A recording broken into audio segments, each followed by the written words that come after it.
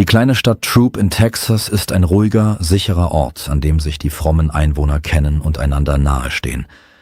Es ist schwer vorstellbar, dass an einem solchen Ort ein schreckliches Verbrechen geschehen konnte, doch genau das geschah im August 2002. Schon das Verbrechen selbst schockierte die Einwohner, doch was im Laufe der Ermittlungen ans Licht kam, erschütterte sie noch mehr.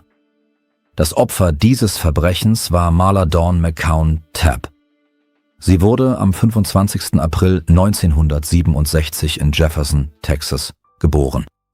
Über Marlas Kindheit ist wenig bekannt, doch man weiß, dass sie die Tochter von John McCown war und eine Schwester namens Milana hatte. Marla war eine hübsche junge Frau mit musikalischem Talent, das es ihr mit der Zeit ermöglichte, Gospelsängerin zu werden.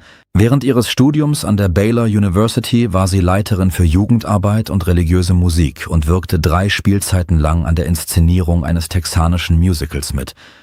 Irgendwann lernte Marla einen Mann namens Michael Tapp kennen, mit dem sie ihre Hingabe an Gott teilte und schließlich beschloss, ihr Leben mit ihm zu teilen. Michael stammte ebenfalls aus Texas, war jedoch älter als Marla. Er wurde am 7. Juli 1961 geboren. Beide waren gläubige Christen, was nicht verwunderlich ist, da Texas zum sogenannten Bible Belt gehört, einer Gruppe von Bundesstaaten, deren Bevölkerung sich durch konservative Ansichten und einen tiefen protestantischen Glauben auszeichnet. Michael wuchs im christlichen Glauben auf und vielleicht war dies der Grund, warum er beschloss, Pastor zu werden. Schließlich fand er seine Berufung als Marinekaplan. Michael und Marla heirateten 1998 und mussten aufgrund von Michaels Arbeit ständig von einer Militärbasis zur nächsten umziehen. Jedes Mal, wenn die Familie Tapp an einen neuen Ort kam, engagierte sich Marla mit großer Begeisterung in der Missionsarbeit und half den örtlichen Gemeinden. Als Michael erneut versetzt wurde, diesmal nach Japan, begann Marla die Sprache zu lernen, um ihren Glauben ausüben zu können und ihr Engagement für die Religion zu demonstrieren. 2 Jahre nach ihrer Hochzeit, am 25. April 2000, kam das erste Kind des Paares zur Welt, ein Sohn, den sie Jonathan nannten. Kurz darauf wurde die Familie nach Camp Lejeune versetzt, einem Stützpunkt der Marine in Jacksonville, North Carolina. Dort lebten sie, als Marla Ende 2001 erneut schwanger wurde. Mit einem kleinen Kind auf dem Arm und in Erwartung des zweiten Kindes beschloss das Paar, dass es Zeit war, ihren Lebensstil zu ändern. Sie wollten einen Ort finden, an dem sie für immer bleiben und ihre Kinder unter den bestmöglichen Bedingungen großziehen konnten. Mitte 2002 wurde Michael ehrenhaft aus der Marine entlassen und bewarb sich um die Stelle als Gemeindeleiter der First United Methodist Church in der Kleinstadt Troup. Das Paar zog im Juni 2002 in die Stadt. Kaum hatten sie sich eingelebt, setzten bei Marla die Wehen ein und sie wurde ins Krankenhaus gebracht. Das zweite Kind des Paares, das sie David nannten, kam am 25. Juni zur Welt. Während der Geburt traten bei Marla einige Komplikationen auf und die Ärzte mussten einen Kaiserschnitt vornehmen, um schwerwiegende Probleme zu vermeiden. So blieb die Frau einige Zeit im Krankenhaus und nach ihrer Entlassung wurde ihr Bettruhe zu Hause verordnet, die sie einhalten musste. Diese Umstände führten dazu, dass sie in den ersten Wochen ihres Aufenthalts in Troup keinen Kontakt zu ihren neuen Nachbarn aufnehmen und das Umfeld ihres Mannes nicht kennenlernen konnte. Zu dieser Zeit lebten in diesem Ort etwa 1900 Einwohner und mehr oder weniger kannten sich alle untereinander. Dies war besonders spürbar unter den Mitgliedern der Vereinigten Methodistenkirche, die ebenfalls große Hoffnungen in den neuen Pastor und seine Frau setzten. Die Wahrheit war jedoch, dass Marla, sobald sie gemeinsam mit ihrem Mann die Arbeit aufnehmen konnte, nach Ansicht einiger Einwohner keinen gemeinsamen Nenner mit ihnen fand. Nach Ansicht einiger Einheimischer schien Marla nicht für die Rolle einer Pastorenfrau geeignet zu sein. Die Gemeindemitglieder erwarteten, dass Marla warmherzig und zuvorkommend sein würde, doch sie wirkte auf sie kalt und gleichgültig. Diese Meinung hatte sich bei den Menschen von Anfang an gebildet. Tatsächlich hatten die Gemeindemitglieder die Kirche als Willkommensgeste für den Pastor und seine Familie aufgeräumt und geschmückt. Marla gefiel jedoch nicht, wie es aussah, und sie teilte dies allen direkt und in scharfer Form mit. Dies empfanden die Menschen als beleidigend und prägte den gesamten weiteren Umgang zwischen Marla und ihren Nachbarn. Tatsächlich wurde auch Michael nicht besonders gut aufgenommen. Einige berichteten, dass sie von dem umfangreichen Wissen und den rhetorischen Fähigkeiten des neuen Pastors beeindruckt waren. Andere hingegen sagten, dass der Ton seiner Predigten und seine Art, mit den Gemeindemitgliedern umzugehen, ganz und gar nicht dem entsprochen habe, was sie von ihm erwartet hatten. Die Leute bemerkten, dass Marla sehr streng mit ihrem Mann umging und ihm oft öffentlich Vorwürfe machte. Einige hatten sogar gesehen, wie sie den Pastor zu verschiedenen Gelegenheiten schlecht behandelte, ihn schlug oder anschrie. Offensichtlich widersprach dies der Meinung, die ihre Verwandten von ihr hatten. Sie beschrieben sie als fromme Frau, die allein durch ihre Anwesenheit den Raum erhellte. Donna Slüger, die Frau des Pastors der Kirche, die Marla seit ihrer Kindheit besuchte, erzählte in einem Interview, dass Marla ihr gestanden habe, sich große Sorgen über den Umzug nach Throb und über die Verantwortung zu machen, die sie gegenüber den Gemeindemitgliedern tragen würde. Wahrscheinlich zwangen die Umstände ihrer Ankunft in Throb und das Bestreben, das Bild einer perfekten Familie in den Augen der Gemeindemitglieder aufrechtzuerhalten, sie dazu, dieses neue Kapitel ihres Lebens etwas anders zu beginnen, als sie es sich vorgestellt hatte. Tatsächlich verbrachte die Familie Tapp nur sehr wenig Zeit an ihrem neuen Wohnort und so hatten die Einheimischen keine Gelegenheit, Marla näher kennenzulernen, denn schon bald ereignete sich eine schreckliche Tragödie. Das geschah am 5. August 2002. Gegen 17 Uhr ging beim Notruf 911 ein Anruf ein, wie ihn die Sheriff-Behörde des Smith County im Ort Tyler schon lange nicht mehr gehört hatte. Der Mann, der den Notruf gewählt hatte, berichtete dem Telefonisten, dass ein sichtlich verletzter Mann in Begleitung seiner 2 kleinen Kinder an seine Tür geklopft und ihm gesagt habe, seine Frau sei tot. Dieser Mann war Pastor Michael Tapp. Der Telefonist bat darum, mit Michael zu sprechen. Und als dieser den Hörer abnahm, erzählte er mit zitternder Stimme, dass jemand seine Frau brutal zusammengeschlagen habe. Michael sagte, er habe sich mit seinem ältesten Sohn getroffen und als er zum Pfarrhaus zurückkehrte, in dem seine Familie lebte, habe er gesehen, dass die Tür einen Spalt offen stand. Als er ihr gemeinsames Schlafzimmer betrat, sah er ihren blutüberströmten Körper auf dem Boden liegen. Er sank vor ihr auf die Knie, nahm ihre Hand und verließ dann sofort den Raum. David, der zu diesem Zeitpunkt gerade einmal 6 Wochen alt war, lag sicher in seinem Bettchen. Als die Polizei am Tatort eintraf, lag die Leiche der 35-jährigen Marla Dawn McCown Tapp in einer Blutlache neben ihrem Bett im Hauptschlafzimmer. Sie war so schwer misshandelt worden, dass sie kaum noch zu identifizieren war. Marlas Tod schockierte sogar die Behörden, da es in Throb in den letzten 5 Jahren nichts Vergleichbares gegeben hatte. Umgestürzte Lampen und Fotos im Zimmer deuteten eindeutig darauf hin, dass es zu einem heftigen Kampf gekommen war. Daher kamen die Behörden zu dem Schluss, dass die Frau sich gewehrt hatte. Allerdings ähnelte dieses Verbrechen kaum einem Raubüberfall. Die Tür war nicht aufgebrochen worden und Marla war nicht sexuell missbraucht worden. Andererseits stellten die Polizeibeamten fest, dass der Tatort aufgeräumt war und auf den ersten Blick fanden sie keinen Gegenstand, der als Waffe gedient haben könnte. Bei der Durchsuchung des Hauses entdeckten die Ermittler einen umgestürzten Holztisch, dem ein Tischbein fehlte, das sie am Tatort nicht fanden. Der Gerichtsmediziner des Western Institute of Forensic Science in Dallas erklärte, dass die Tischbeine der Form des Gegenstands entsprachen, mit dem der Täter Marla geschlagen hatte.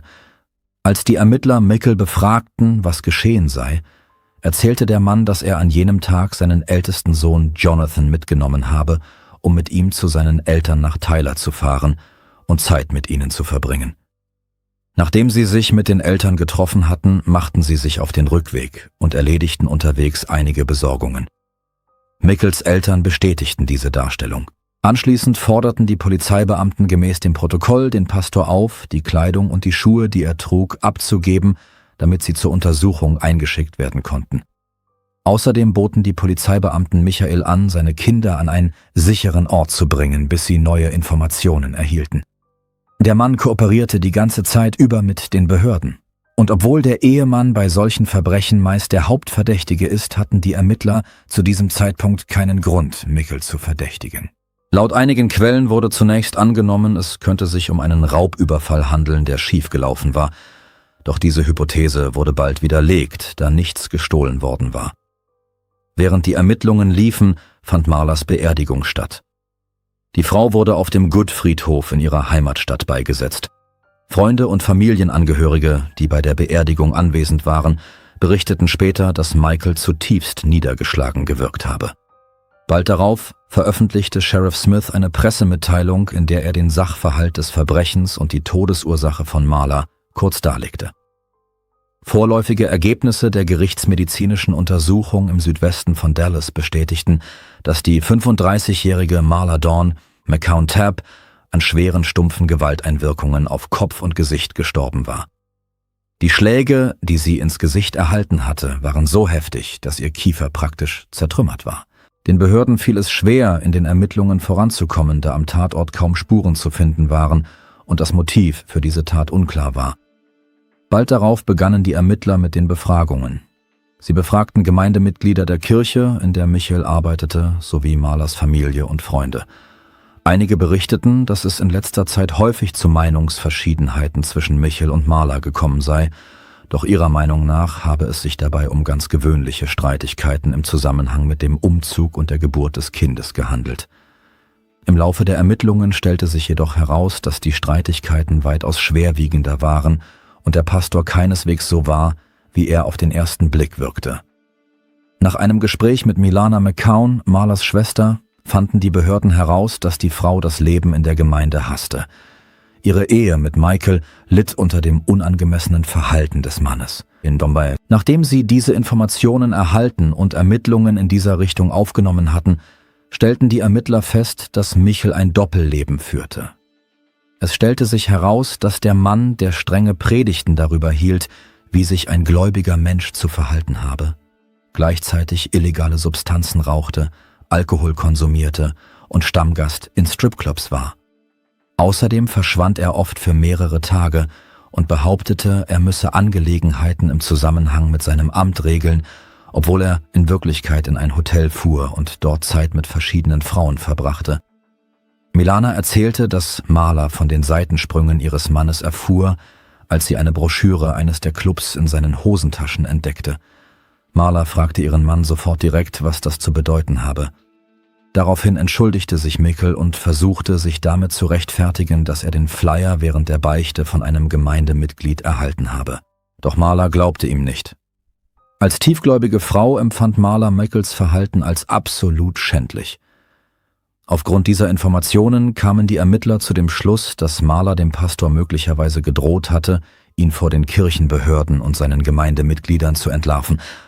Andererseits stellten die Polizeibeamten fest, dass das Paar ein Jahr vor dem Umzug nach Trub ein Kind durch eine Fehlgeburt verloren hatte. Marla war erneut schwanger geworden, doch die Frau hatte ihren engen Freunden anvertraut, dass sie wegen bestimmter Ereignisse in ihrer Familie beunruhigt sei. Aufgrund all dessen geriet Michael als Hauptverdächtiger ins Visier.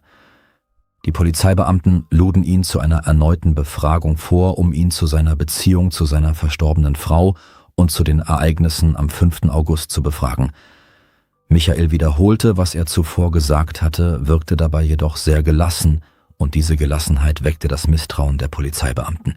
Der Mann sah nicht wie ein Witwer aus, der den Tod seiner geliebten Frau schwer verkraftete. Captain Mike Lorsk vom Sheriff-Büro des Smith County berichtete, dass der Pastor zunächst mit den Ermittlern kooperierte.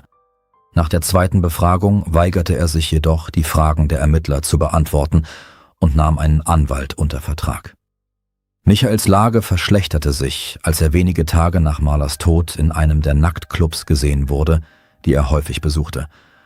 Angesichts des neuen Verdächtigen untersuchten die Ermittler den Tatort und Michaels Auto erneut und gingen den gesamten Fall noch einmal durch auf der Suche nach neuen Hinweisen, die ihre Hypothese stützen könnten. Mithilfe einer Luminol-Analyse entdeckten die Ermittler Blutspuren auf der Rückseite des Lieferwagens des Pastors, insbesondere an einer Stelle, die offenbar sorgfältig gereinigt worden war. Eine Luminol-Analyse wurde auch an Michaels Schuhen durchgeführt, die der Mann zu Beginn der Ermittlungen der Polizei übergeben hatte. So gelang es den Ermittlern, Blutspuren an den Schnürsenkeln zu entdecken, die offenbar ebenfalls sorgfältig gereinigt worden waren, bevor sie der Polizei übergeben wurden. Angesichts Michaels Aussage, dass er sich nach dem Tod seiner Frau zu ihr begeben habe, war es normal, dass sich Blutspuren an den Schuhsohlen des Mannes befanden. Die Blutflecken auf dem Obermaterial der Schuhe widersprachen jedoch der Darstellung, dass der Mann am Tatort eingetroffen sei, als seine Frau bereits tot war. Angesichts dieser Beweise, die Meikle belasteten, erließen die Behörden am 14. September einen Haftbefehl gegen den Pastor. In den Verhaftungsunterlagen hieß es, dass Marla Dawn McCown Tapp in der Ehe psychischer und körperlicher Gewalt durch Meikle ausgesetzt gewesen sei. Johnny Bedingfield, der stellvertretende Bezirksleiter von Smith County, sagte, Marla habe ihren Freunden erzählt, dass sie darüber nachdenke, ihren Mann zu verlassen. Den Behörden war jedoch nicht bekannt, ob Meikle von dieser Absicht seiner Frau wusste. Später am selben Tag stellte sich Meikle in Anwesenheit seines Anwalts Buck Files den Behörden, wurde jedoch kurz darauf gegen eine Kaution in Höhe von $50.000 freigelassen. Danach zog der Pastor zu seinen Eltern nach Tyler, Texas.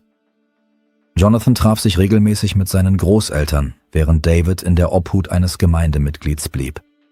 Die Nachricht von Meikles Verhaftung sorgte in der Öffentlichkeit für Aufruhr. John Waller, der Bürgermeister von Troup, sagte gegenüber den Medien, dass die Menschen wütend und enttäuscht seien. Auch ehemalige Nachbarn der Familie Tapp in North Carolina waren schockiert, als sie von dieser Nachricht erfuhren. Bald darauf nahm Meikles Anwalt Kontakt mit dem Bezirksstaatsanwalt Jay Aiken Jr. auf, um einen möglichen Deal über ein Schuldbekenntnis zu besprechen. Die Parteien einigten sich darauf, dass Meikle die Verantwortung für den Tod seiner Frau übernimmt und eine Freiheitsstrafe von 50 Jahren mit der Möglichkeit einer vorzeitigen Bewährung anstelle einer lebenslangen Haftstrafe erhält. Die Anhörung in diesem Fall wurde für den 14. Mai 2003 angesetzt. Am festgesetzten Tag erschien Michel nicht zur Anhörung, und da er nicht erschien, suchten die Behörden ihn im Haus seiner Familie auf. Seine Eltern sagten, er sei am Morgen spazieren gegangen und nicht zurückgekehrt. Zur gleichen Zeit ging bei der Polizei eine Meldung über einen Überfall auf eine Person auf dem Campus der Tyler-Universität ein. Als die Polizeibeamten am Tatort eintrafen, stellten sie fest, dass Meikle das Opfer des Angriffs war. Er versicherte, dass ein Unbekannter ihn mit einem scharfen Gegenstand angegriffen habe. Der Mann ahnte jedoch nicht, dass es Zeugen gab, die gesehen hatten, dass er sich die Verletzungen selbst zugefügt hatte. Ein Zeuge berichtete, er habe gesehen, wie Meikle sich hinter einem Baum versteckt und anschließend das Messer ins Wasser geworfen habe. Aufgrund dieses Vorfalls erhöhte die Richterin Meikles Kaution auf $1 Million und ordnete an, dass er nach seiner Entlassung aus dem Krankenhaus in das Bezirksgefängnis überführt werde, da er zuvor gegen Kaution freigelassen worden war und mit dieser Handlung gegen die Auflagen seiner Freilassung verstoßen habe.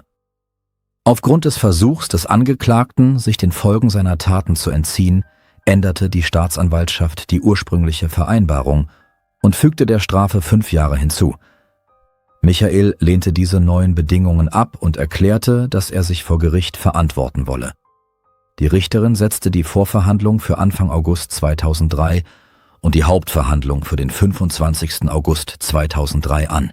Der Anwalt des Pastors teilte dem Gericht mit, dass er mehr Zeit für die Vorbereitung der Verteidigung des Angeklagten benötige und kündigte zudem an, wegen der breiten Berichterstattung über diesen Fall in den Medien einen Antrag auf Zuständigkeitswechsel zu stellen. Nach der Anhörung wies die Richterin Michel in Untersuchungshaft ein, setzte eine Kaution in Höhe von $1 Million fest und untersagte den beteiligten Parteien den Kontakt mit den Medien. Der Verhandlungstermin wurde diesmal auf den 29. September 2003 verschoben. An diesem Tag erschien der Angeklagte vor der Richterin und akzeptierte das von der Staatsanwaltschaft vorgeschlagene Geständnisabkommen. Nach einer kurzen Anhörung wurde Michael Tapp zu 55 Jahren Haft verurteilt. Beim Verlassen des Gerichts sagte der Verteidiger, Michael habe dem Deal zugestimmt, um seiner Familie und den Verwandten seiner Frau die Belastungen des Gerichtsverfahrens zu ersparen. Er fügte hinzu, dass er die Entscheidung seines Mandanten unterstütze. Der Bezirksstaatsanwalt für Strafsachen in Smith County, Matt Bingham, sagte, man habe noch nie ein Verbrechen von solcher Grausamkeit untersucht, das zudem von einem Pastor begangen worden sei. Der Staatsanwalt fügte hinzu, dass Michael nie erklärt habe, warum er seine Frau tötete. Der Vertreter des Staates erklärte außerdem, dass Michael nach texanischem Recht 27 Jahre seiner Haftstrafe verbüßen müsse, um Anspruch auf eine vorzeitige Bewährung zu haben. Bis heute hat Michael einen großen Teil seiner Haftstrafe verbüßt. Als Michael und Marla Dawn McCown Tapp nach Troup zogen, konnte sich niemand vorstellen, dass bald etwas so Schreckliches geschehen würde. Der Mord an Marla schockierte die Bewohner der Kleinstadt, da sie nicht für möglich hielten, dass ein scheinbar ruhiger und gebildeter Mann, der dazu berufen war, eine religiöse Gemeinde zu leiten, zu einem so schrecklichen Verbrechen fähig sein könnte. Danke fürs Zuschauen und passen Sie auf sich auf.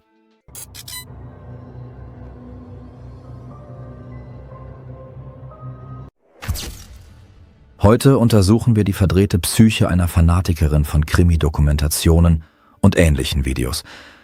Diese junge Frau wollte nichts so sehr wie das perfekte Verbrechen zu begehen und dabei ungestraft davonzukommen. Dies ist die Geschichte einer Psychopathin aus Südkorea, über die bereits berichtet wurde, doch dort nur sehr kurz. Hier soll dieser Fall ausführlicher dargestellt werden. Busan, die zweitgrößte Stadt Südkoreas, liegt an der Südostküste des Landes. Eine derjenigen, die Busan ihr Zuhause nannten, war die 25-jährige Jung Jo-jung. Sie führte ein Doppelleben. Tagsüber war sie eine unauffällige, ruhige und wohlerzogene junge Frau. Nachts jedoch schaute sie Dokumentationen über Verbrechen, las Artikel zu diesem Thema und durchsuchte das Internet nach ähnlichen Fällen. Man könnte sagen, das machen viele Menschen. Doch bei ihr entwickelte sich diese Begeisterung zu einer regelrechten Manie. Sie war so besessen von diesem Thema, dass sie irgendwann ernsthaft davon zu träumen begann, selbst eine solche Tat zu begehen und dass diesmal Videos gedreht und Bücher über ihre eigenen Taten geschrieben würden. Tatsächlich erreichte sie dieses Ziel, denn über ihren Fall wurde später ausführlich berichtet. Im Mai 2023 beschloss Jung Jo-jung, ihrem Traum zu folgen und begann mit der Planung des perfekten Verbrechens. Sie lieh sich in der Bibliothek Bücher darüber aus, wie man eine Leiche versteckt, und studierte über einen Zeitraum von 3 Monaten im Internet kriminaltechnische Methoden sowie den Ablauf von Ermittlungen im Allgemeinen. Jung Jo-jung selbst hatte keine kriminelle Vergangenheit und kannte niemanden, der mit dem Gesetz in Konflikt geraten war. Auf dem Papier war sie eine ganz normale Bürgerin. Daher war ihr klar, wenn ihr Opfer ein völlig Fremder wäre, den man nicht mit ihr in Verbindung bringen könnte, würde der Plan höchstwahrscheinlich funktionieren. Und wo sollte man einen solchen Menschen finden, wenn nicht in einer App zur Suche nach Nachhilfelehrern? In Südkorea steht die Jugend unter enormem Druck, schulische Erfolge zu erzielen. Deshalb sind Apps mit Nachhilfelehrern in den letzten Jahren extrem beliebt geworden. In der Regel sind sie voll von akkreditierten Privatlehrern, die für ihre Dienste werben. Ein idealer Ort für Jung Jo-jungs Jagd. Innerhalb weniger Tage kontaktierte sie mehr als 50 Nachhilfelehrer aus Busan und gab sich als Mutter eines Schülers aus, der Nachhilfe in Englisch benötigte. Nach langen Verhandlungen entschied sie sich für eine Nachhilfelehrerin, die wir Kai nennen wollen. Eine 20-jährige Frau, die allein lebte und ihre Schüler direkt in ihrer Wohnung unterrichtete. Nach Aussagen der Menschen, die sie kannten, war Kai eine strahlende und herzliche Person. Und sie kümmerte sich aufrichtig um jeden ihrer Schüler und wollte, dass sie alle ihr Potenzial voll ausschöpfen. Sie war nicht nur eine hervorragende Zuhörerin, sondern auch eine verständnisvolle Person. Deshalb schöpfte sie höchstwahrscheinlich keinen Verdacht, als Jung Jo-jung sie fragte, »Leben Sie allein?« Schließlich war ihre zukünftige Schülerin vermutlich einfach schüchtern und wollte nicht, dass jemand anderes zuhört und ihre falschen Antworten kritisiert. Kay bestätigte, dass sie tatsächlich allein lebte und willigte schließlich ein, sich in 2 Tagen mit der Schülerin zu einer Einführungsstunde zu treffen. Das Haus von Kai befand sich im Stadtteil Geumjong, etwa 20 Autominuten von dem Ort entfernt, an dem Jung Jo-jung mit ihrem Großvater lebte, ihrem einzigen Vormund und dem einzigen Verwandten, den sie kannte. Am 26. Mai 2023 gegen 16 Uhr wurde Jung Jo-jung von einer Überwachungskamera erfasst, als sie zu Fuß zu Kais Wohnung ging. Sie trug eine Schuluniform, die sie im Internet bestellt hatte, da sie klein und jung aussah. Sie hätte leicht als Neuntklässlerin durchgehen können, mit der Kai sich einige Tage zuvor verabredet hatte. Sie hatte sich sogar die Haare kürzer schneiden lassen, um noch mehr wie eine junge Schülerin auszusehen. Jung Jo-jung kam um 17:34 Uhr in der Wohnung an. An der Tür wurde sie herzlich von Kai empfangen, die nicht die geringste Ahnung von den wahren Absichten ihrer Besucherin hatte. Falls Kai Zweifel an Jung Jo-jungs Alter hatte, hatte sie keine Gelegenheit, diese zu äußern. Jung Jo-jung betrat sofort die Wohnung und nach einem kurzen Austausch von Höflichkeiten sagte sie, dass sie dringend auf die Toilette müsse. Kay zeigte ihr, wo diese sei.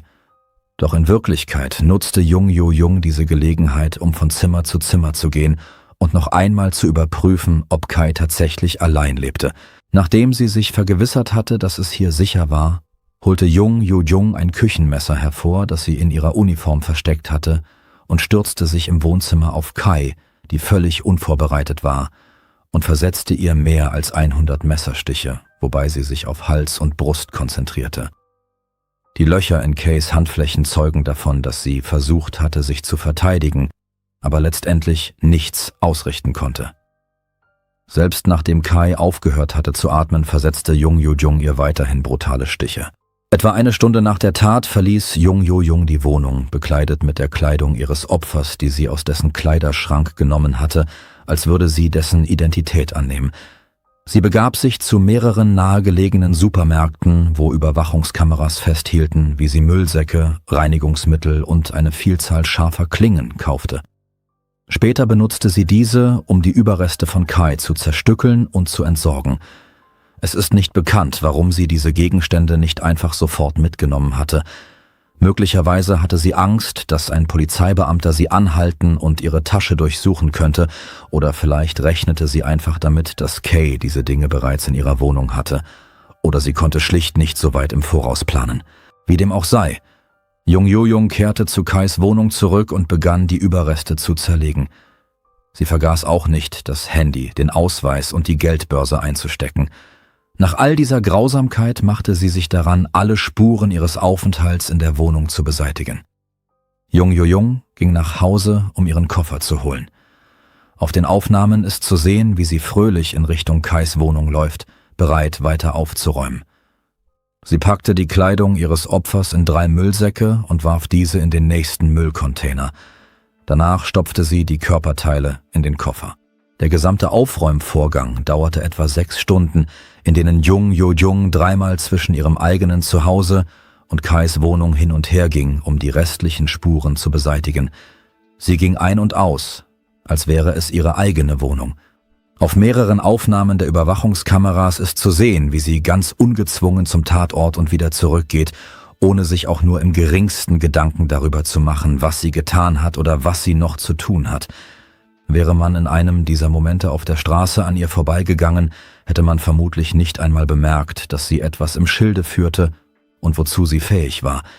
Gegen Mitternacht am 27. Mai 2023 verließ Jung Jo-jung die Wohnung zum letzten Mal und nahm einen Koffer mit Teilen von Kays Leiche mit. Am Straßenrand hielt Jung Jo-jung ein Taxi an und bat den Fahrer, sie nach Yangsan zu bringen, das etwa 20 Kilometer nördlich von Busan liegt. Sie legte den offensichtlich schweren Koffer selbst in den Kofferraum des Autos, lehnte die Hilfe des Fahrers ab und führte auf dem Weg zum Zielort kein einziges Wort mit ihm. Mehr noch, sie sah ihm nicht einmal in die Augen, als sie an einem abgelegenen Ort am Fluss vorbeifuhren. Jo-jung bat den Fahrer anzuhalten, bezahlte ihn, holte den Koffer selbst aus dem Kofferraum des Taxis und verschwand dann, ohne ein Wort zu sagen. Im Wald kam dem Taxifahrer das aus, wie er später sagte, verständlichen Gründen irgendwie seltsam vor. Wer fährt schon mitten in der Nacht allein mit dem Taxi zum Fluss und dazu noch mit einem verdächtig schweren Koffer? Jo-jung bat ihn nicht, auf sie zu warten, aber anstatt wegzufahren, beschloss der Taxifahrer, ein wenig in der Gegend herumzufahren und zu schauen, ob sie nach 15 bis 20 Minuten wieder auf die Straße zurückkehren würde. Er bemerkte, wie sie durch das Gebüsch zurückkam und immer noch ihren Koffer trug, und da sie ihn trug, erkannte er, dass der Koffer viel leichter war als zuvor, als hätte sie gerade etwas Schweres losgeworden. Sie hielt das Auto erneut an und bat ihn, sie zu ihrem Haus zu fahren, wo sie bei ihrem Großvater wohnte. Die Behörden sind überzeugt, dass Jo-jung gar nicht begriffen hat, dass der Taxifahrer derselbe Mann war, der sie zuvor mitgenommen hatte. Der Taxifahrer fügte sich und versuchte nicht mehr darüber nachzudenken, was hier vor sich ging, obwohl ihm klar war, dass etwas Seltsames geschehen sein musste. Doch später folgte er schließlich seiner Intuition und kontaktierte die Polizei. Es war damals gegen 3 Uhr morgens. Er berichtete, dass die junge Frau möglicherweise etwas in einem menschenleeren Wald weggeworfen haben könnte und nannte ihre Wohnadresse, wohin er sie gebracht hatte.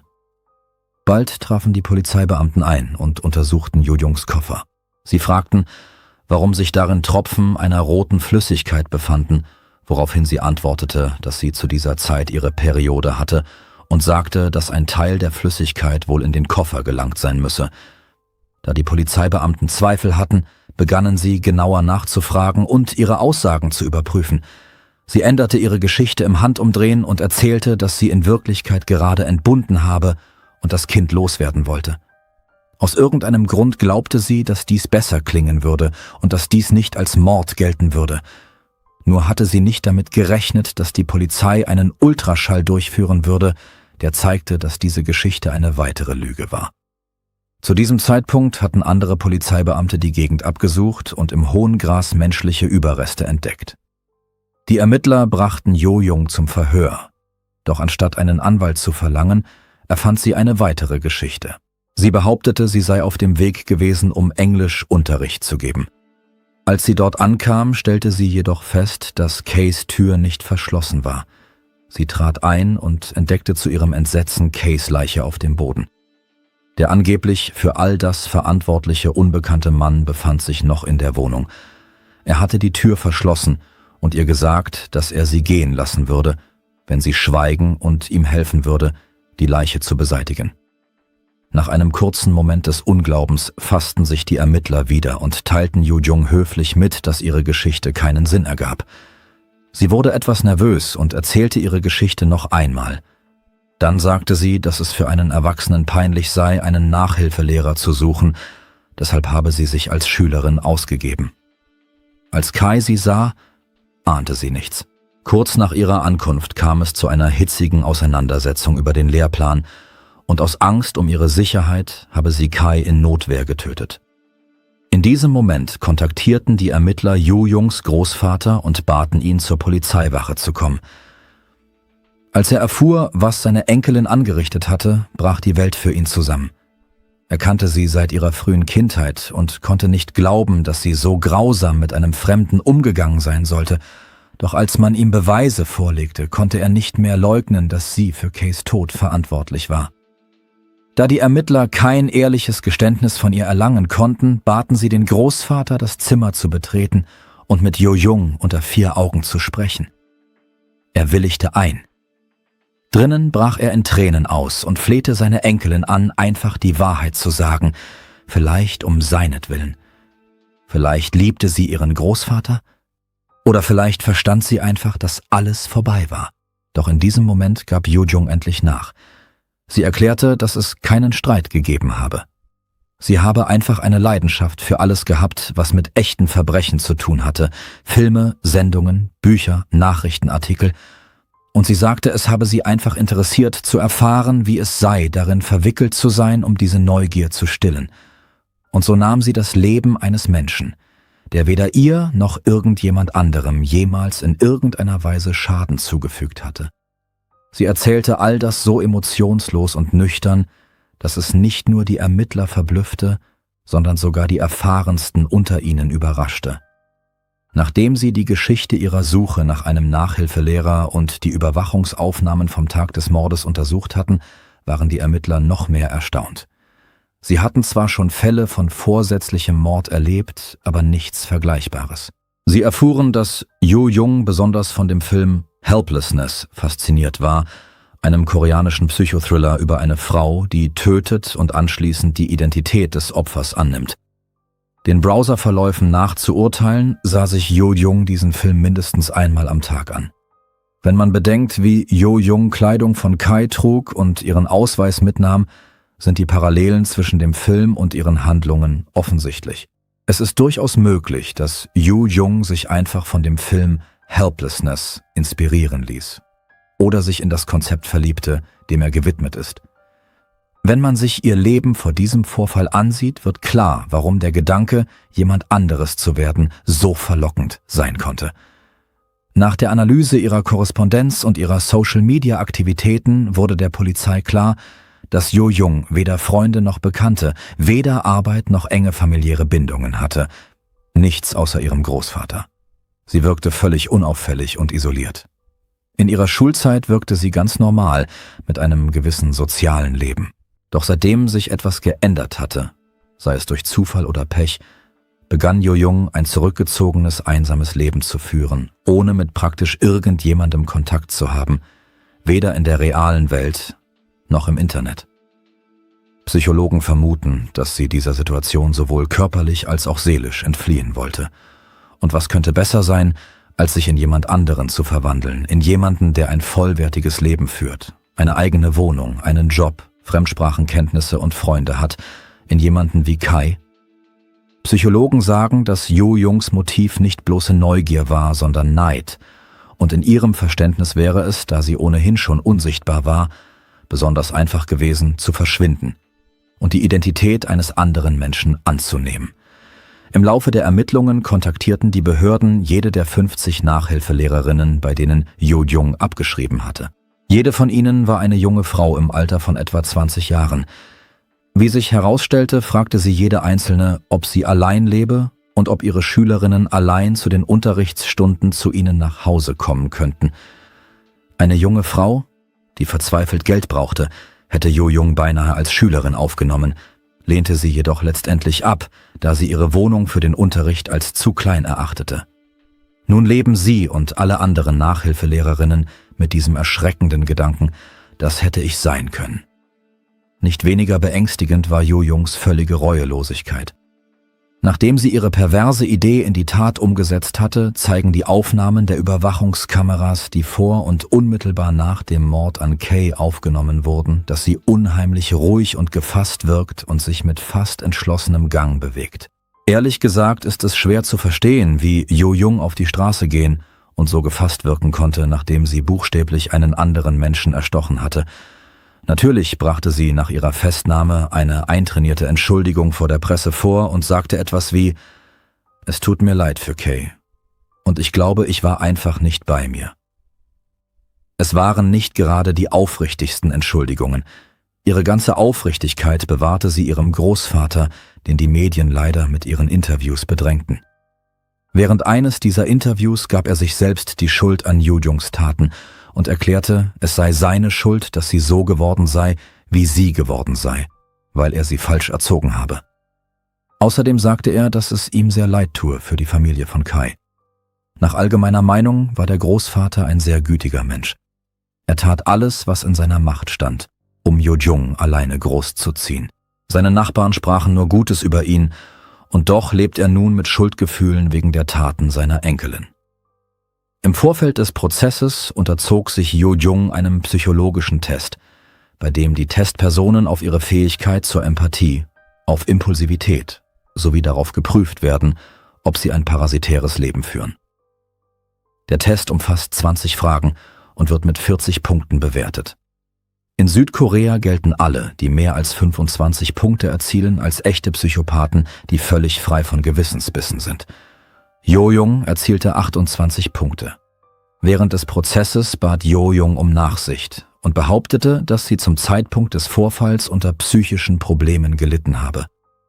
Die Staatsanwälte ließen sich von dieser erneuten Verteidigung nicht täuschen und verwiesen darauf, dass sie alles geplant und vertuscht habe. Deshalb forderten sie die Todesstrafe. Es gelang ihr jedoch, diesem Schicksal zu entgehen.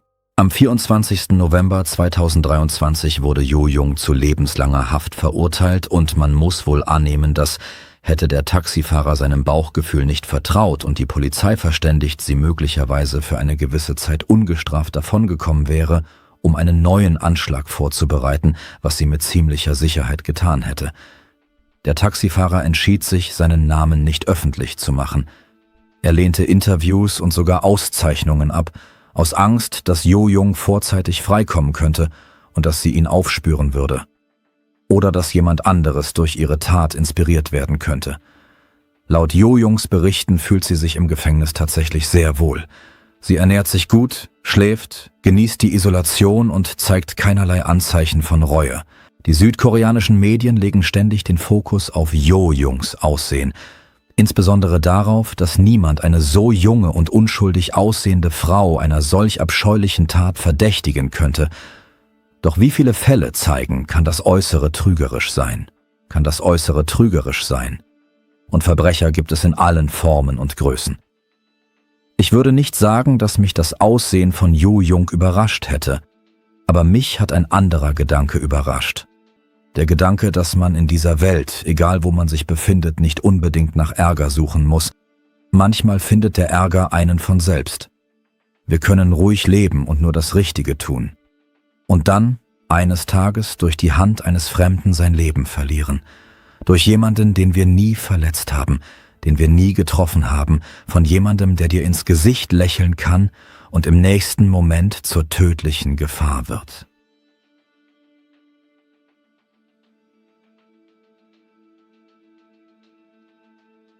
Danke fürs Zuschauen und passen Sie auf sich auf.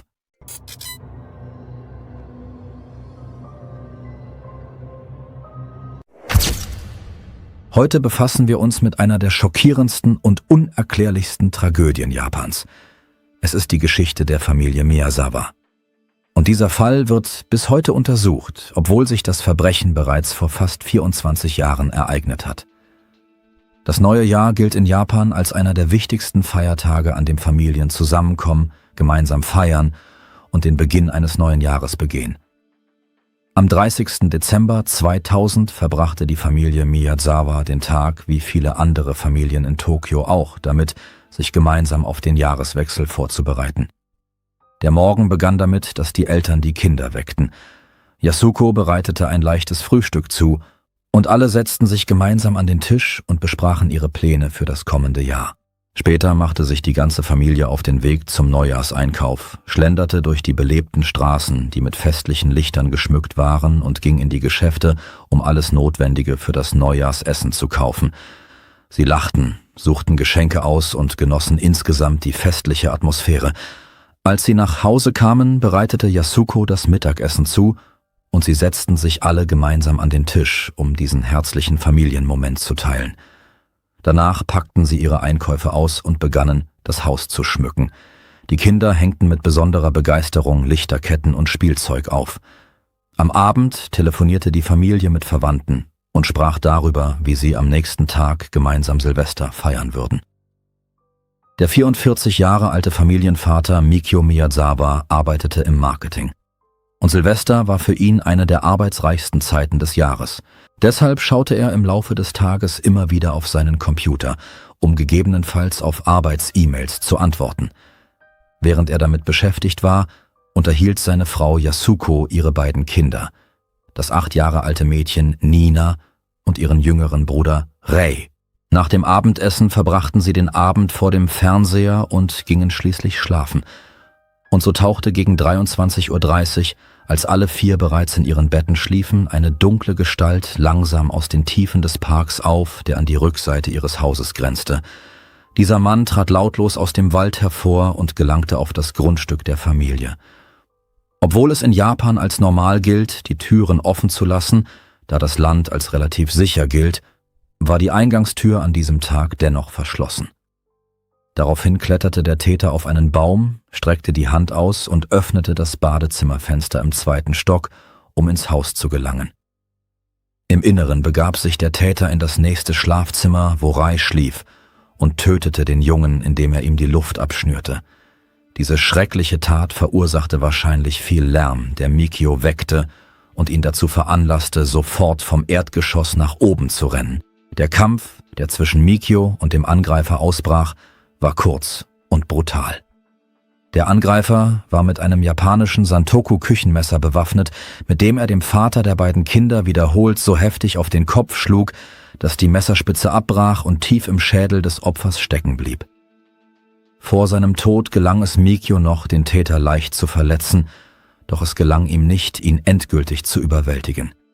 Der Mann war zu stark. Als sein lebloser Körper wie eine Strohpuppe die Treppe hinunterfiel, folgte ihm der Mörder.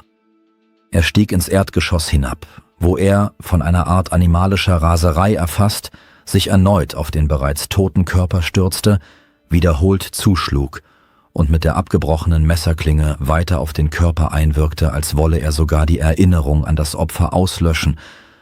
Als er endlich fertig war, ging er in die Küche, wo er sich ein anderes Messer nahm, und stieg dann wieder in den 2. Stock hinauf. Dort griff er Yasuko und ihre Tochter an.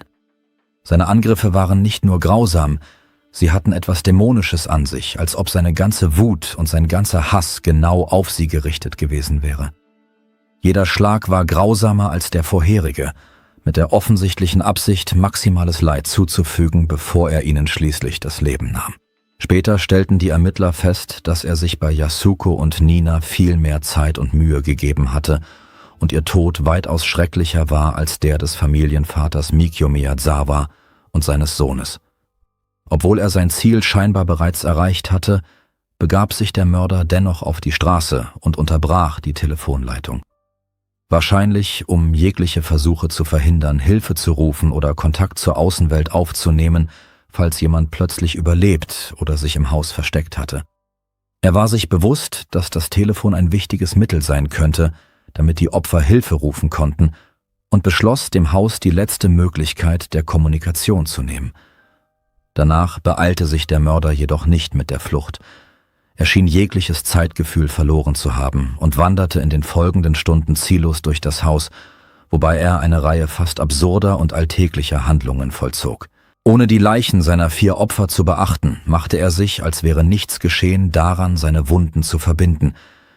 Er versuchte nicht, die Blutspuren zu beseitigen oder die benutzten Verbände zu verstecken.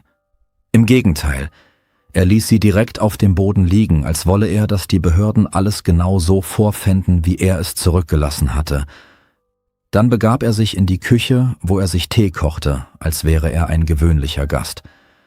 Er holte Melonenscheiben aus dem Kühlschrank und 4 Eiscremes aus dem Gefrierschrank und genoss diese kleinen Freuden vor dem Hintergrund des Grauens, das er selbst verursacht hatte.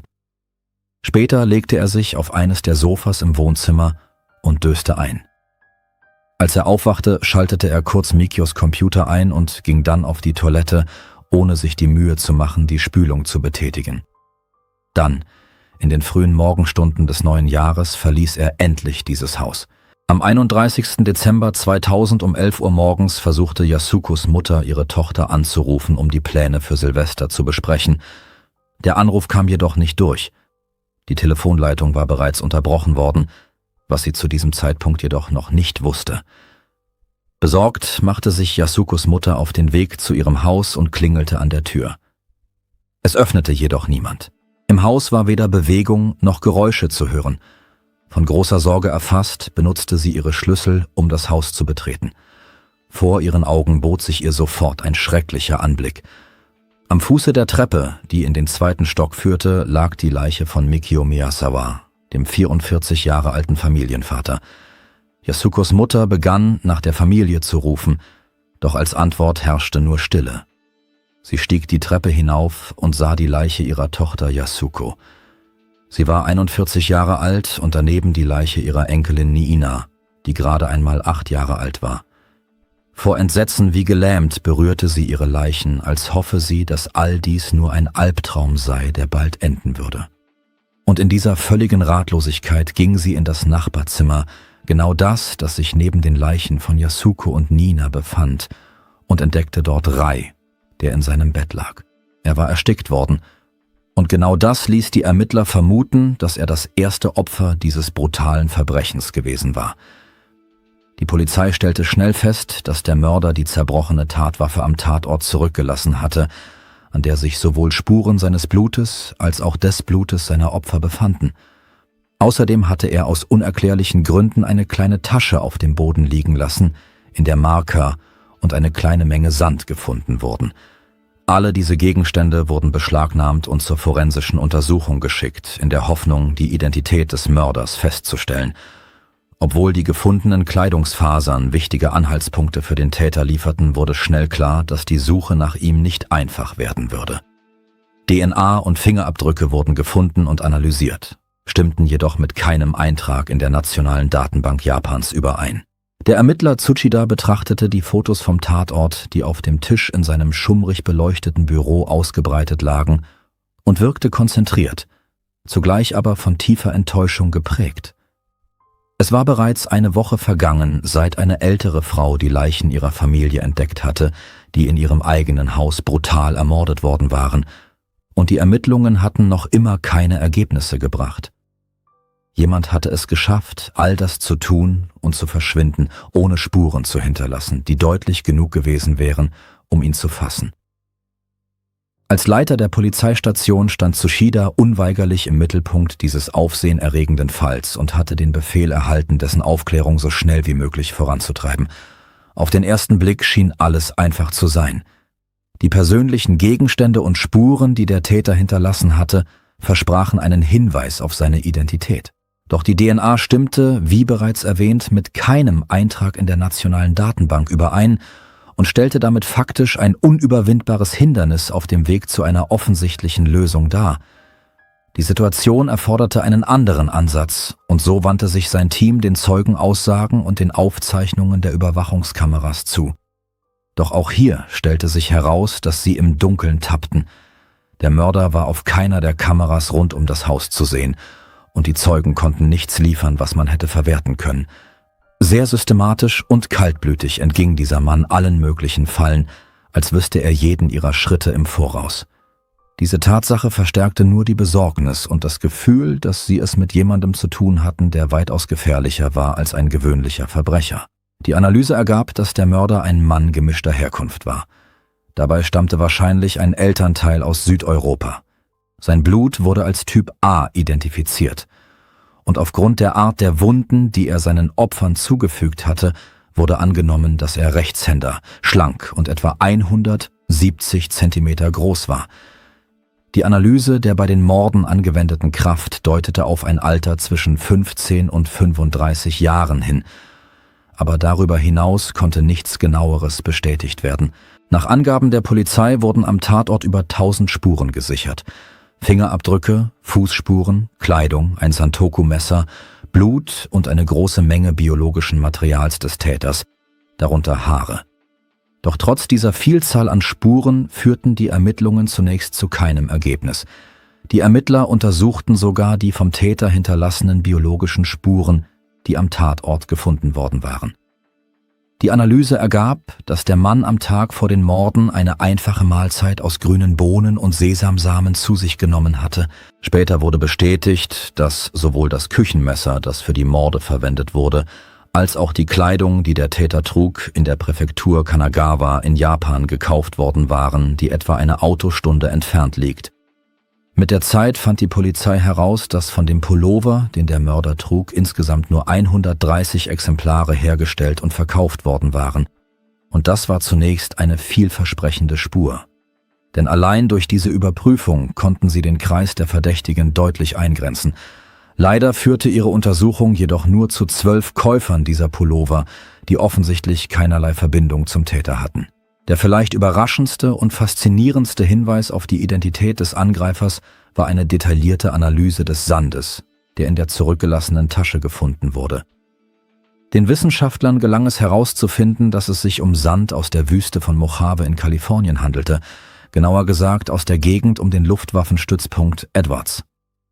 Seit den Morden wurden zahlreiche verschiedene Hypothesen aufgestellt, wer für die sinnlosen Morde an dieser jungen und scheinbar unscheinbaren Familie verantwortlich sein könnte. Diese Hypothesen unterscheiden sich in ihrer Plausibilität, doch leider gibt es so wenig Beweise, dass keine der Theorien plausibler erscheint als die andere.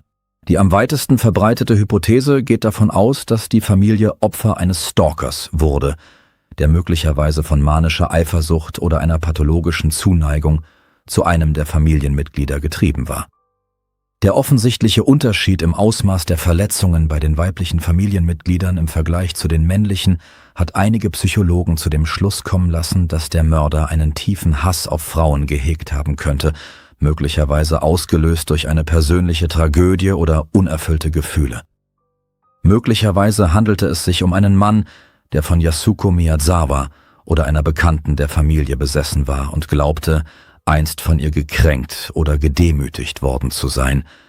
Es gibt auch Hinweise darauf, dass das Gesicht von Yasuko mit einem Futon bedeckt war. Und laut einem Artikel über diesen Fall ist es in Japan üblich, nach dem Tod nur die Gesichter von Menschen zu bedecken, die man kennt. Dennoch brachten die Ermittlungen zu allen möglichen Verdächtigen sowie die Befragungen von Freunden und Verwandten der Familie keine nennenswerten Ergebnisse. Und diese Theorien blieben bloße Vermutungen. Ob die Familie Miyazawa in der Vergangenheit in einen Konflikt verwickelt gewesen war, konnte ebenfalls nicht eindeutig geklärt werden.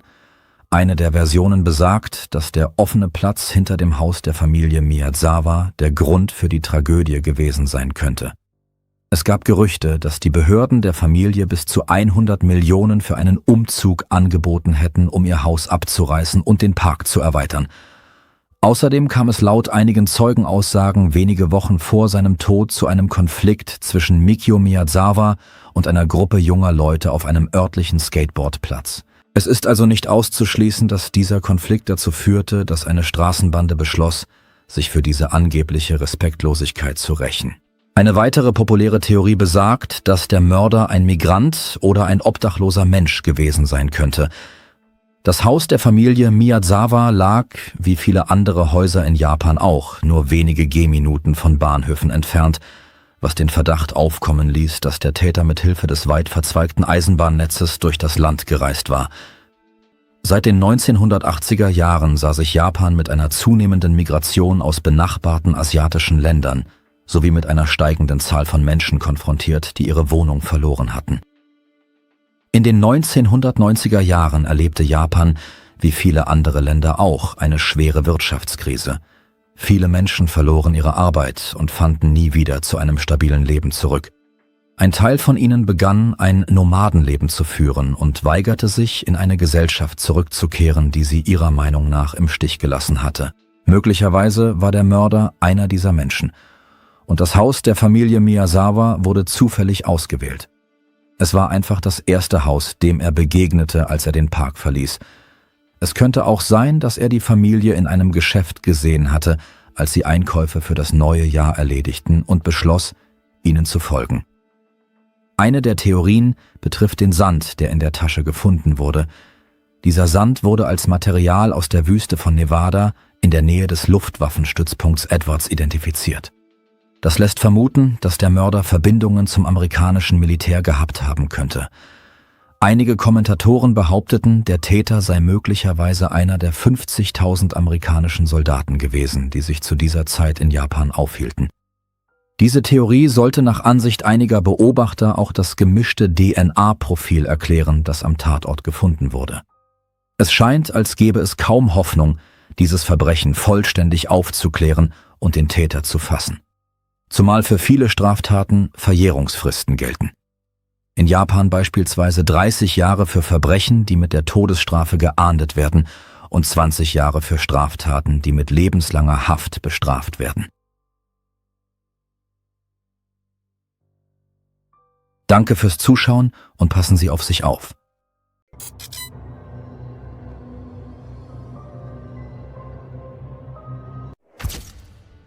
Die Geschichte, die sich 2022 im englischen Dorf Rochdale ereignete, begann wie eine gewöhnliche Liebesgeschichte. Alice Wood und Ryan Watson wuchsen in England auf, und obwohl sich ihre Wege wahrscheinlich schon mehrmals gekreuzt hatten, lernten sie sich erst im Jahr 2020 kennen. Damals war Ryan 22 Jahre alt und Alice 21 Jahre. Zwischen ihnen funkte es sofort, und schon bald begannen sie, sich zu treffen. Ein halbes Jahr später, im Oktober 2021, verlobten sie sich. Mit der Unterstützung ihrer Eltern kaufte das Paar ein Haus und zog nach Rochdale, wobei sie ihre 4 Hunde mitnahmen. Trotz der Scheidung ihrer Eltern pflegte Alice enge Beziehungen sowohl zu ihrer Mutter als auch zu ihrem Vater und wohnte abwechselnd bei jedem von ihnen. Ihre Mutter Deborah arbeitete an der Rezeption einer medizinischen Klinik und ihr Vater Trevor war Zimmermann. Alice hatte außerdem 2 Brüder. In der Schule war sie eher zurückhaltend, zeigte jedoch hervorragende schulische Leistungen und wurde in die Gruppe der begabten Schüler aufgenommen. Sie wäre beinahe in Oxford aufgenommen worden, entschied sich aber letztendlich für die Universität Manchester, wo sie Philosophie, Ethik und Theologie studierte und 2022 ihren Abschluss machte. Das Studium fiel ihr leicht. Sie ließ sich sogar ihre Prüfungsergebnisse tätowieren. Ihre Angehörigen beschrieben sie als ehrgeizig, intelligent und anspruchsvoll gegenüber sich selbst. Sie liebte es zu reisen und die Abende gemeinsam mit ihrer Mutter bei Quizrunden zu verbringen. Vor Beginn ihres Studiums arbeitete Alice als Verkäuferin und Kellnerin. Ryan war im Gegensatz zu Alice sehr kontaktfreudig, selbstbewusst und aktiv. Er begeisterte sich für Fußball, BMX und Schwimmen, hatte einen jüngeren Bruder namens Owen und arbeitete bei der Wohltätigkeitsorganisation Headway, die Menschen mit Hirnverletzungen half. Auch seine Familie engagierte sich in diesem Bereich. Er war mit Leib und Seele bei der Sache und kam seinen Aufgaben hervorragend nach. Er konnte gut mit Kunden umgehen und wurde von seinen Kollegen geschätzt. In seiner Freizeit hörte er gerne Musik, spazierte durch die Stadt und ging auf Partys. Am Freitag, dem 6. Mai 2022, machten sich Alice und Ryan auf den Weg zur Feier des 60. Geburtstags eines Kunden von Headway. Die Party fand an diesem Abend in einer Bar außerhalb ihres Wohnorts statt. Zunächst überreichten sie dem Geburtstagskind ein Geschenk und setzten sich dann mit den anderen Gästen an einen Tisch. Die Stimmung war ausgelassen. Die Leute lachten, unterhielten sich und tranken. Ryan belebte wie immer die Gesellschaft, unterhielt sich angeregt, tanzte und scherzte.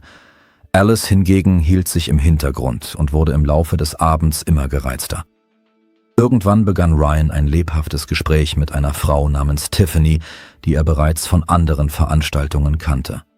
Auch ihre Mutter war Kundin der Organisation. Alice, die daneben saß, beobachtete die beiden mit sichtbarer Verärgerung. Sie mischte sich nicht ein, doch ihr Unmut wurde auch für die anderen Gäste offensichtlich. Von Zeit zu Zeit warf sie eifersüchtige Blicke auf Tiffany. Gegen Ende des Abends erreichte die Spannung zwischen ihr und Ryan ihren Höhepunkt. Alice, die wahrscheinlich besorgt war, dass Ryan fahren würde, obwohl er Alkohol getrunken hatte, machte ihm eine Bemerkung. Er hatte tatsächlich erst kürzlich den Führerschein gemacht und sie hatte das Gefühl, dass er nach dem Alkohol nicht mehr sicher fahren konnte, also setzte sich Alice ans Steuer. Die Entfernung nach Hause betrug etwa 15 Kilometer. Sie kamen ohne Zwischenfälle an, aber unterwegs kam es zu einem heftigen Streit zwischen ihnen. Gegen 23:30 Uhr parkte Alice ihren weißen Fiat Punto direkt hinter ihrem schwarzen Ford Fiesta. Die Nachbarn hörten Schreie, das Zuschlagen von Türen und lautes Motorengebrüll. Irgendwann schrie Ryan etwas und trat wütend gegen das daneben stehende Auto. Alice stieg unterdessen in ihr Auto und begann rückwärts zu fahren, aber es war wenig Platz, sodass sie mehrmals vor- und zurückfahren musste, um zu wenden. Dann stieg sie wieder in Ryans Auto und fuhr rückwärts los.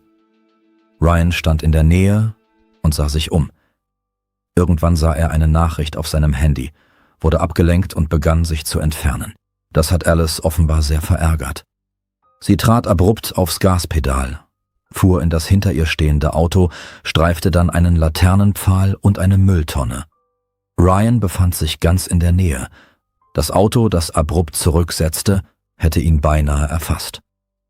Danach begann Alice erneut mit seltsamen Manövern. Ein Stück vorwärts, ein Stück rückwärts, als würde sie absichtlich auf ihn zielen. Ryan versuchte, einer Kollision auszuweichen, indem er um das Auto herumlief. Danach fuhr Alice davon. Und Ryan machte sich auf den Weg nach Hause, ohne zu ahnen, dass er seine Freundin bald wieder sehen würde. Mit voller Wucht lenkte Alice das Auto auf Ryan zu. Durch den Aufprall fiel er auf die Motorhaube des Fords, schlug mit dem Kopf gegen die Windschutzscheibe und rutschte dann auf den Bürgersteig. Trotzdem gelang es ihm, auf den Beinen zu landen und erstaunlicherweise hielt er immer noch das Handy in den Händen. Alice fuhr ein Stück zurück und raste dann erneut direkt auf ihn zu. Diesmal hatte Ryan weder Zeit noch Gelegenheit auszuweichen. Er fiel hin. Das Auto überrollte ihn und er geriet unter die Karosserie. Bevor Alice anhielt, fuhr sie noch etwa 160 Meter weit, 21 Sekunden lang, und schleifte seinen Körper über den Asphalt. Als sie aus dem Auto stieg, bot sich ihr ein schrecklicher Anblick. Der Körper ihres Freundes lag unter dem Auto. Sie versuchte, ihn herauszuziehen, merkte aber schnell, dass sie es alleine nicht schaffen würde. Da rannte sie zum nächsten Haus und begann an die Tür zu klopfen, um Hilfe zu bitten. Eine Frau namens Teresa Colborn öffnete die Tür und sah eine verängstigte junge Frau vor sich stehen. Alice, die vor Panik nach Luft rang, bat darum, den Rettungsdienst zu rufen und sagte, sie habe möglicherweise ihren Freund überfahren. Trotz ihrer Verwirrung weinte sie nicht. Sie begann sofort zu erklären, dass es zuvor einen Streit zwischen ihr und Ryan gegeben hatte. Ihren Worten zufolge war sie verärgert, weil sie dachte, sie hätte ihr Handy in der Bar vergessen, in der die Party stattfand, und wollte zurückgehen, um es zu holen. Aber Ryan weigerte sich. Auf dem Rückweg warf er ihr vor, sie habe angeblich mit anderen Männern geflirtet, was nach Alice' Meinung den Streit ausgelöst hatte. Sie bat Teresa, ihr das Handy zu leihen, um ihre Mutter anzurufen, konnte sich aber nicht an deren Nummer erinnern. Während die Nachbarin mit der Notrufzentrale sprach, gingen sie zusammen mit Alice auf die Straße. Teresa erwartete, Ryan vor Schmerzen am Straßenrand sitzend vorzufinden, doch stattdessen entdeckte sie ihn unter einem Auto. Nur seine Beine ragten heraus. Er bewegte sich nicht. Neben ihm auf dem Asphalt waren Blutspuren und Schleifspuren zu sehen. Bald trafen die Sanitäter ein, doch Ryan konnte nicht mehr gerettet werden. Er war tot. Alice blieb in der Wohnung der Nachbarin. Sie wollte nicht auf die Straße gehen und mit ansehen, was dort geschah.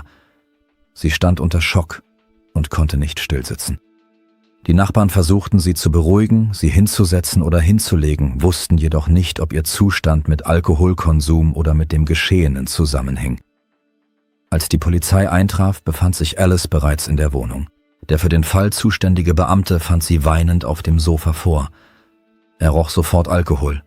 Es wurde ein Atemalkoholtest durchgeführt, woraufhin Alice wegen des Verdachts auf Trunkenheit am Steuer und wegen einer Straftat gegen Ryan Watson festgenommen wurde. Auf dem Weg zur Polizeiwache hörte Alice fast nicht auf zu weinen. Sie sagte, sie habe alles verdient, was passiert sei, und lehnte Mitgefühl und Hilfe seitens der Beamten ab. Mehrmals bot sie ihnen sogar an, sie direkt im Auto zu töten. Bei der ersten Befragung beantwortete Alice alle Fragen ohne Kommentar. Nach der Auswertung der Videoaufnahmen der Kameras in der Bar und auf der Straße wurde ihr am 26. Mai offiziell eine Straftat zur Last gelegt. Trotzdem bekannte sich Alice nicht schuldig und beharrte darauf, dass es sich um einen Unfall gehandelt habe. Die Gerichtsmediziner stellten fest, dass die Todesursache Ersticken war. Ryans Brustkorb wurde vom Auto zusammengedrückt. Außerdem wurden am Körper Hirnödeme, Knochenbrüche, Schnittwunden und Prellungen festgestellt, die durch das Schleifen über die Straße entstanden waren. Die Experten wiesen darauf hin, dass der Tod relativ schnell eingetreten sei. Alice gab an, 2 Gläser Wein, 2 Rum-Cocktails und ein Glas Champagner getrunken zu haben. Der Test ergab 61 Mikrogramm Alkohol pro 100 Milliliter Atemluft bei einem in Großbritannien zulässigen Grenzwert von 35 Mikrogramm. Somit hätte sie sich nicht ans Steuer setzen dürfen. Vor Gericht schilderte sie ihre Version der Ereignisse und weinte dabei fast die ganze Zeit. Ihren Angaben zufolge war Ryan verärgert, weil er dachte, sie würde mit anderen Männern flirten und fühlte sich vor seinen Freunden gedemütigt. Sie fügte hinzu, dass sie nach ihrer Rückkehr nach Hause ihren Vater anrufen wollte, damit er sie abholte, aber ihr Handy nicht finden konnte. Später stellte sich heraus, dass es in Ryans Auto lag und nicht in der Bar geblieben war, wie sie angenommen hatte. Alice wollte bei ihrer Mutter übernachten, um sich zu beruhigen und Ryan und ihr Zeit zu geben, sich zu besinnen. Doch er weigerte sich trotz zahlreicher Bitten, ihr das Handy zu geben. Nach Angaben der Angeklagten verlor er irgendwann die Beherrschung, ging auf sie zu und packte sie an den Haaren. Auf dem Höhepunkt des Streits, so behauptete Alice, packte Ryan sie an den Haaren und drückte ihren Kopf gegen den Gasherd, wobei er die Hand auf dem Schalter hielt. Danach, so ihre Aussage, rannte sie aus dem Haus und stieg ins Auto. Ryan folgte ihr und versuchte, den Streit fortzusetzen. Alice sagte ihm, er solle ins Haus zurückkehren und schlafen gehen, während sie selbst vorhatte, am Morgen zu ihrer Mutter zu fahren. Daraufhin sagte Ryan, dass ihre Mutter bereits verstorben sei. Nach Angaben der Angeklagten drohte er genau in diesem Moment angeblich, jemanden zum Haus ihrer Mutter zu schicken, um ihr Schaden zuzufügen. Das brachte Alice endgültig aus der Fassung. Sie trat kräftig aufs Gaspedal. Das Auto rammte einen geparkten Fiat, prallte dann gegen einen Laternenpfahl und eine Mülltonne. Sie behauptete, sie habe lediglich vor Ryan abrupt anhalten wollen, um ihn zu erschrecken, wie sie es ausdrückte, um es ihm mit gleicher Münze heimzuzahlen. Doch dann geriet alles außer Kontrolle, besonders nachdem sein Kopf gegen die Windschutzscheibe geprallt war. Alice stand unter Schock und wollte einfach nur zurücksetzen und wegfahren. Erst als das Auto noch ein paar Meter weiter rollte, merkte sie, dass etwas mit dem Auto nicht stimmte. Es beschleunigte nicht mehr. Die Lenkung war schwerfällig. Da hielt sie an. Vor Gericht sagte sie aus, dass genau in diesem Moment der Albtraum für sie begann. Sie sah, dass ihr Freund unter dem Auto lag. Ihren Angaben zufolge hatte sie nicht bemerkt, dass er unter das Auto geraten war. Sie wusste nicht, dass er unter dem Fahrzeug lag. Sie betonte, dass sie ihm keinen Schaden zufügen wollte. Der Staatsanwalt hingegen war vom Gegenteil überzeugt. Seiner Meinung nach habe Alice das Auto bewusst auf ihren Partner gelenkt und das Geschehene sei kein Unfall gewesen. Er erklärte, dass die Angeklagte während des Streits die Kontrolle über sich verloren und das Auto als Tatwaffe benutzt habe. Er war der Ansicht, dass Alice versuchte, die Schuld abzuwälzen, indem sie behauptete, Ryan habe sie beschuldigt, mit anderen Männern zu flirten, während in Wirklichkeit genau das Gegenteil der Fall gewesen sei. Sie war es, die eifersüchtig auf Tiffany war, zu der Ryan auf der Party besonders freundlich gewesen war. Der Staatsanwalt war der Ansicht, dass gerade diese Eifersucht der Auslöser für die Tragödie gewesen sei und der konsumierte Alkohol ihre Aggression nur noch verstärkt habe. Vor Gericht sagten Nachbarn aus. Sie bestätigten, dass sie einen Streit gehört hatten. Eine Frau war durch seltsame Geräusche aufgewacht, ein metallisches Knirschen, wahrscheinlich verursacht dadurch, dass Alices Auto gegen einen Pfosten und eine Mülltonne prallte. Als sie aus dem Fenster schaute, sah sie einen Mann, der mit jemandem stritt, der sich im Auto befand. Dann begann das Auto wiederholt in seine Richtung zu fahren. Die Nachbarin hatte den Eindruck, dass der Fahrer absichtlich versuchte, den Mann einzuschüchtern. Nach einigen Minuten hörten Mitarbeiter eines nahegelegenen chinesischen Restaurants schreckliche Schreie. Auf den Aufnahmen der Überwachungskameras ist ebenfalls deutlich zu hören, wie Ryan, der unter dem Auto eingeklemmt war, schrie. Daher war die Staatsanwaltschaft der Ansicht, dass Alice ihn nicht überhören konnte und nicht wissen konnte, was passiert war. Außerdem waren seine Schreie sogar für diejenigen zu hören, die nicht in der Nähe waren. Vor Gericht sagte auch Tiffany Faraday aus, jene Frau, mit der Ryan auf der Party gesprochen hatte. Sie bestätigte, dass sich zwischen ihnen tatsächlich eine Verbindung aufgebaut hatte.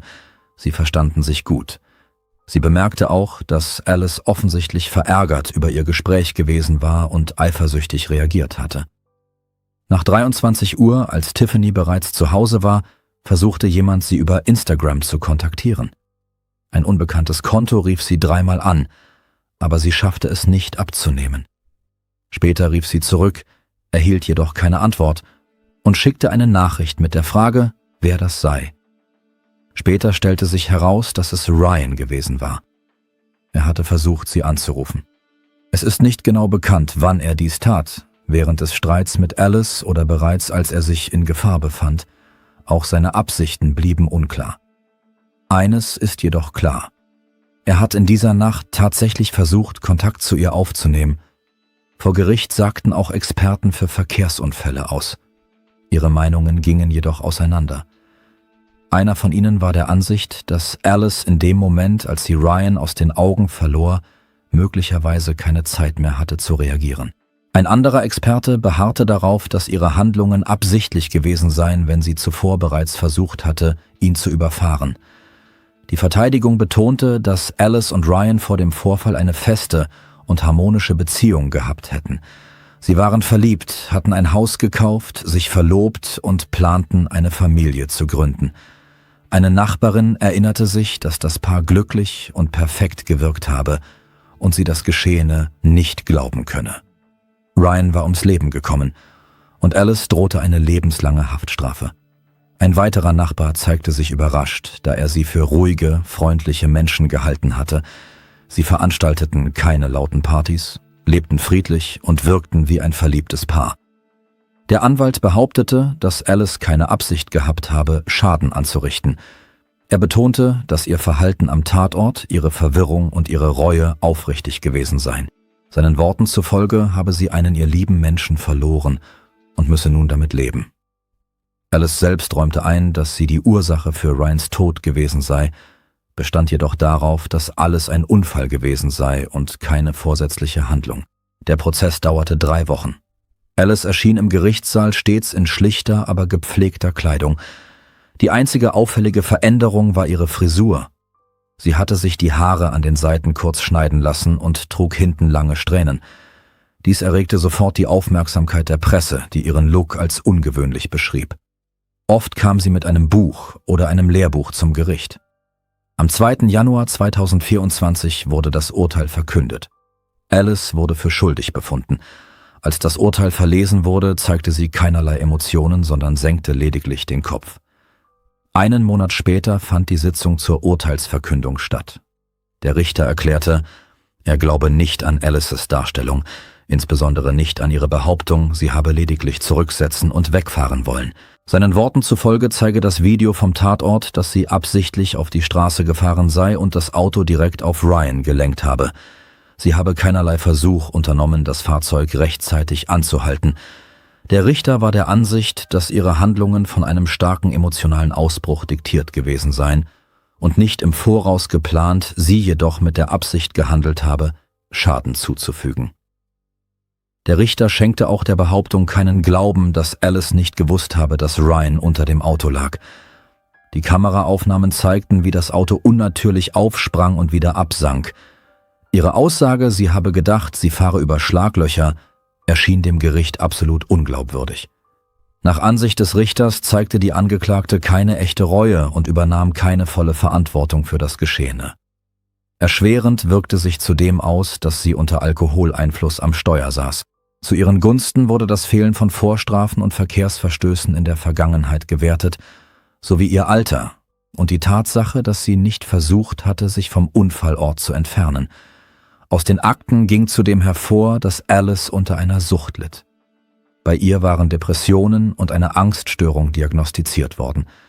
Der Richter fügte hinzu, dass die Haftstrafe für sie eine schwere Prüfung sein werde, die gesamte Verantwortung für das Geschehene jedoch allein bei ihr liege. Alice Wood wurde zu lebenslanger Haft verurteilt, mit der Möglichkeit, frühestens nach 18 Jahren einen Antrag auf vorzeitige Entlassung auf Bewährung zu stellen. Als sie aus dem Gerichtsgebäude geführt wurde, weinte sie. Noch vor kurzem war sie eine junge Frau mit Perspektiven. Nun liegen viele Jahre hinter Gittern vor ihr.